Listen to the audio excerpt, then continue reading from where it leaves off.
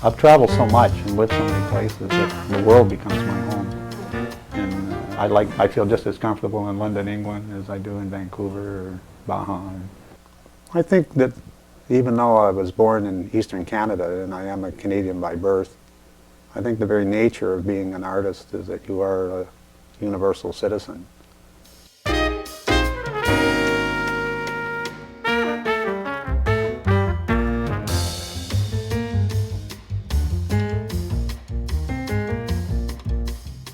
My mother was a playwright and my dad was a jazz musician. Oh, interesting. And my uncle was a painter basically and a poet, and my grandfather was a painter.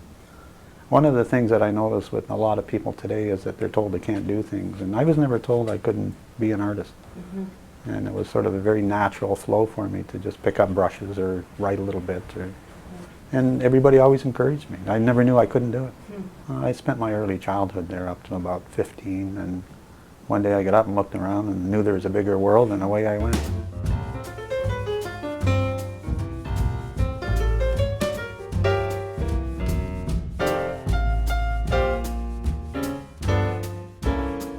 To have a belief that all things will come to you eventually without any effort beyond just being creative is a lifetime of learning. And it's through it happening that you discover that it works. And maybe it depends on what people's needs are. My needs are fairly simple. I've never put too big a carrot in front of my nose. So the only carrot I ever put in front of my nose was more to learn more about art, to be a better painter. And normally, every time that something would happen where maybe the art wasn't taking care of me as an expression, I would paint a better painting, basically. I wouldn't try and find a better marketing system. I would just paint the better painting. And the deeper I would dig, the more profound the people would respond to what I was doing.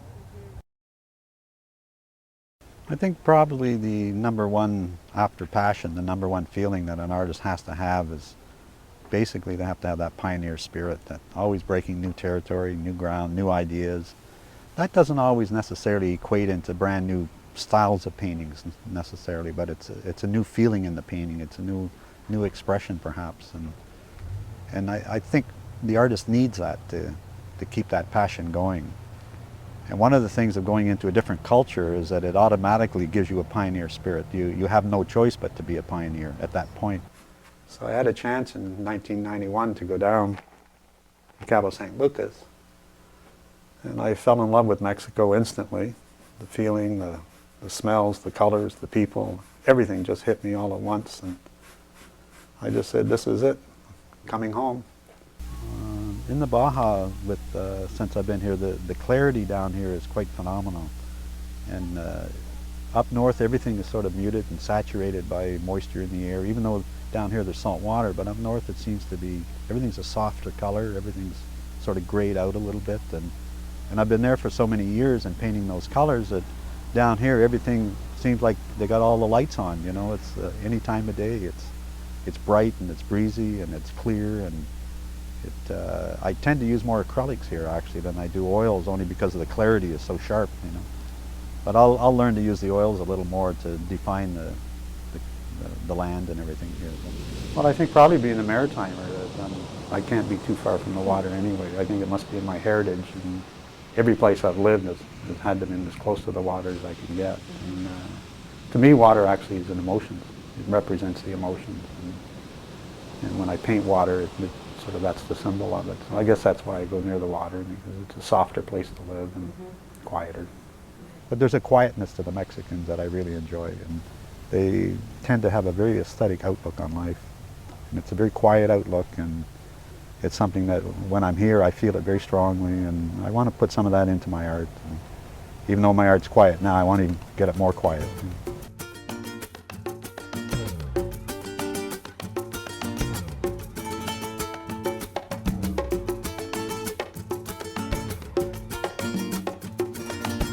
Kind of, for me, it's like a kaleidoscope of colors and visuals and senses, and everything's new and fresh as you're driving along, and everything's a painting. And you're sort of, it's like a rebirth every time you get out.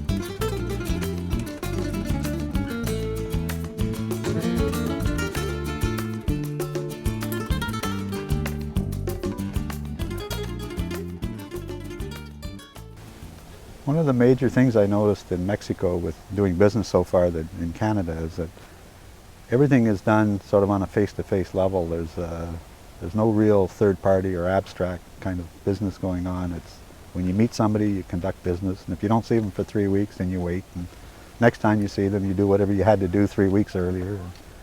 But once you understand the rhythm here, it becomes quite an enjoyable way to work because there's no anxiety involved with it compared to up north, and it's very real, and it's solid at the time when you're doing it. And I enjoy it because it's much more conducive to my own sort of lifestyle. And I've always lived that life in Canada, and kind of people found it a little bit strange. And the most common question that's asked me right now, because I'm in the Baja now painting, is, well, how did you arrive here? Like, how did you do this? And I say, well, I didn't do anything. You know, I got on an airplane and I came here. But the real truth of the matter is it's 30 years of that circle working. And when I arrived here, I didn't just arrive as a Canadian, or I arrived as that creative artist. And people sense it, they feel it, and they want to be involved with that energy because they have it themselves, and not everybody shows it. I think passion in anything that one does is your number one asset. I think without that, you don't have anything. And I think without passion, you're dreaming all the time. And it never goes beyond the dream state. Through that energy is what creates everything. And that heartbeat that you have goes out like a sonic boom to the world, and things come back to you. And without that, it's just method. It's just intricate sort of lacework or something that may look nice, but it has no real foundation to it.